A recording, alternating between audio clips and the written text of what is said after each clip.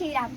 મારું નામ માધવી ચૌહાણ છે અને આજે હું માતા સીતાનો જન્મ કેવી રીતે થયો એ હું આજે બોલવાની છું.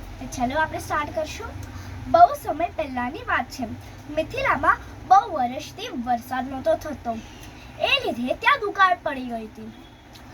મિથિલા નગરના થોડા લોકો આ સમસ્યા લઈને રાજા જનક પાસે ગયા અને એમને બોલ્યું કે આ સમસ્યાનું સમાધાન નીકાળે.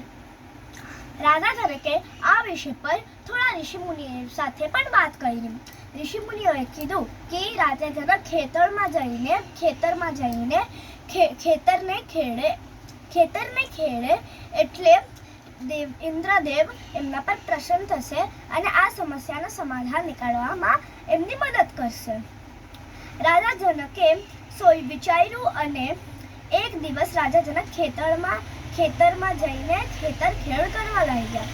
ખેતર ખેડ કરતા એમનો હળ એક પથ્થર જેવો કડક વસ્તુથી ટકરાયું અને ફસાઈ ગયું. એમનું હળ ફસાઈ ગયું.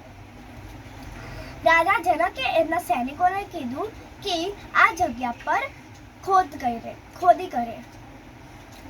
સૈનિકોએ જ્યારે ખોદાઈ ચાલુ કરી ત્યારે એમને એક પેટી મળી. રાજા જનકે જ્યારે એ પેટી ખોલ્યું ત્યારે એ પેટીના અંદરથી એક બાળ કન્યા નીકળી. રાજા જનક અને રાણી સુનયના આ જોઈને બહુ આશ્ચર્યચકિત થઈ ગયા. ત્યારે જ વાદળ ગરજવા લાગ્યા અને વરસાદ